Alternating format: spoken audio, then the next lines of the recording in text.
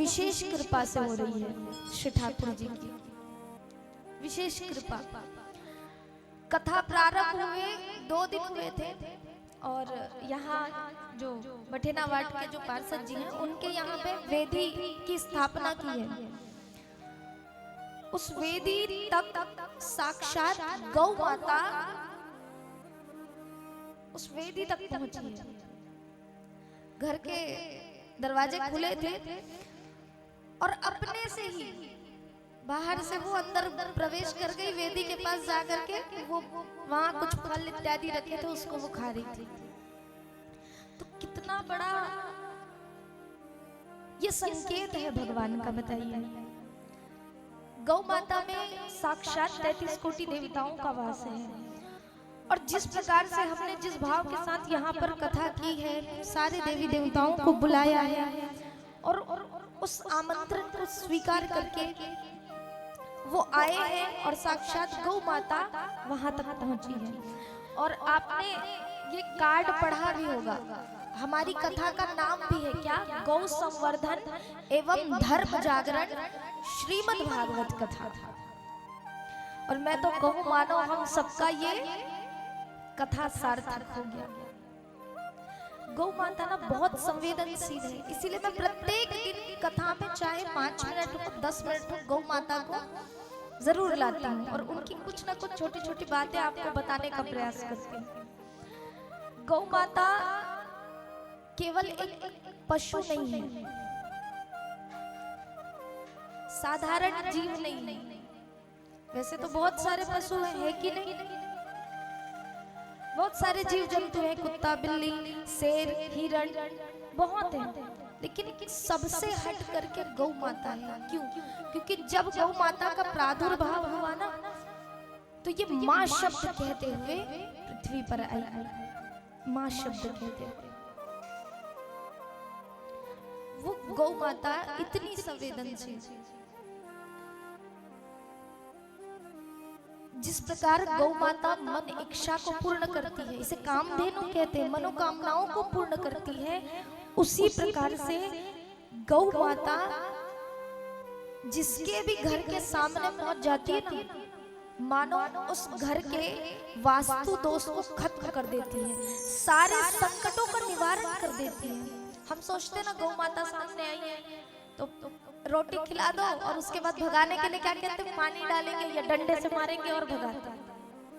हर किसी के द्वार पे गौ माता नहीं जाती, आप देखना। वो जानती है किसके संकट हरने हैं, किसके कष्ट का निवारण करना है, इसीलिए वो वहीं जाती है जहां पे उनके भक्त हैं, उनके भक्तों को संकट है। द्वार पे जाती है और जाके उस परिवार का वास्तुद्रह है, वास्तु दोष है, संकट है, इन सबको वो खींच लेती है। गौ माता इतनी संवेदनशील, जैसे एक माँ अपने बच्चे के लिए प्रेम करती है ना, दया रखती है, ममत्व रखती, वैसे ही गौ माता भी विश्व की माता है। गावो विश्वस्य मातरः, और ये विश्व की माता प्रत्येक प्राणी की रक्षा करने के लिए तत्पर है।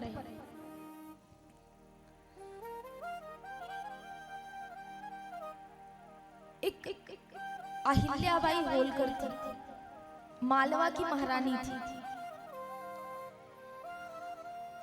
देखिए, इसे न्याय की प्रतिमूर्ति भी कहते हैं। एक बार हुआ क्या, इनके पुत्र अहिल्याबाई होलकर के पुत्र थे, ये रथ में आरूढ़ होकर के जा रहे थे। उनके रथ से एक गाय की बछिया ठोकर लगी और वो वहीं पे उसकी मृत्यु हो गई। गाय की बछिया वहीं रोती रही बैठ करके। जब कोई आया नहीं, कोई रक्षा नहीं किया, तो वो गौ माता, रात्रि हो गई, वो गौ माता अहिल्याबाई होलकर की महारानी के महल में पहुंची। वहां पे महारानी ना अपने द्वार पर घंटी बांध कर रखी थी कि कोई भी प्रजा को कोई भी किसी भी समय संकट आता तो वो घंटी बजाते, महारानी तुरंत निकल करके आती और प्रजा की बात को सुना करती थी।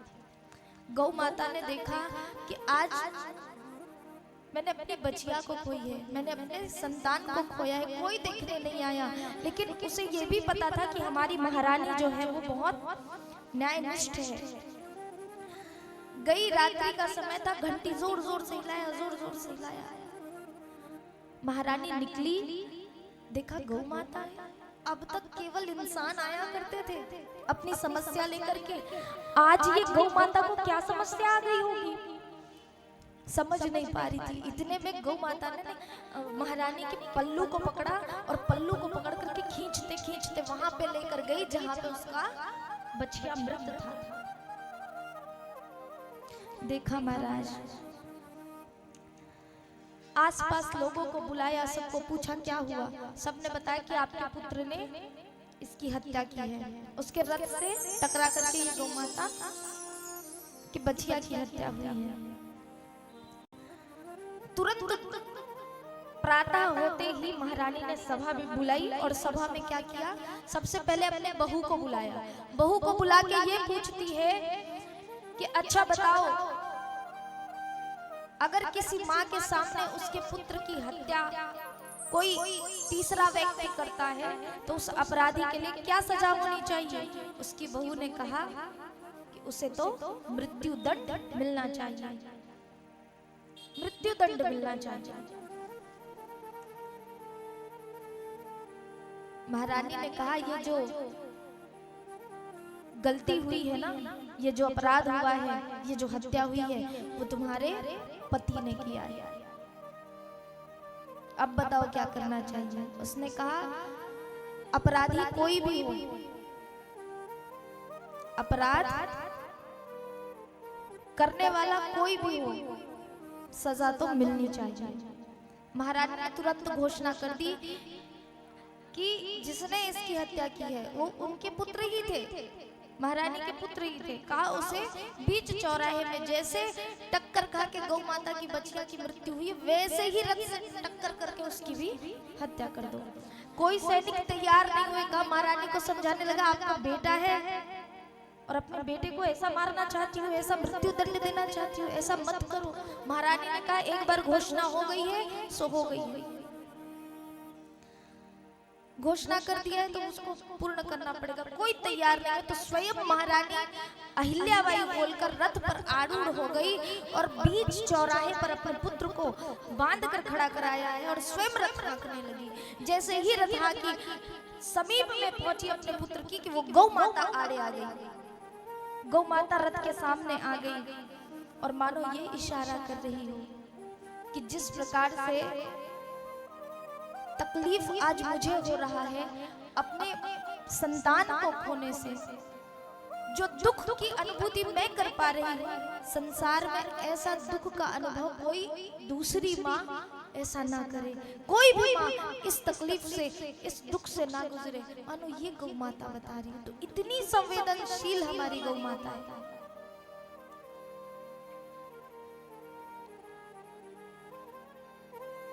आज भी उस जगह को गौ माता बार बार आड़े आती थी ना, तो आड़े बाजार के नाम से जाना जाता है। गौ माता की महिमा तो जितनी गाई जाए महाराज उतनी कम है। कल हम सब आप कथा श्रवण पान कर रहे थे। अंतिम कथा क्या हुई थी? अंतिम कथा